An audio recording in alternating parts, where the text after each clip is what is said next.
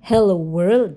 As to Relationship USA News, Dua Lipa and Callum Turner are planning to get married in Palermo, Italy this September with new details, pointing to a multi-day celebration taking over one of the city's historic luxury properties.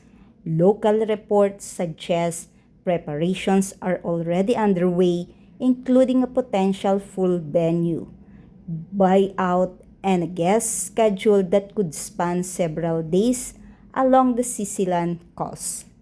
The location reflects the couple's connection to Palermo after spending time there together, with the city now the center of growing speculation around what's being described as a private but high-profile wedding.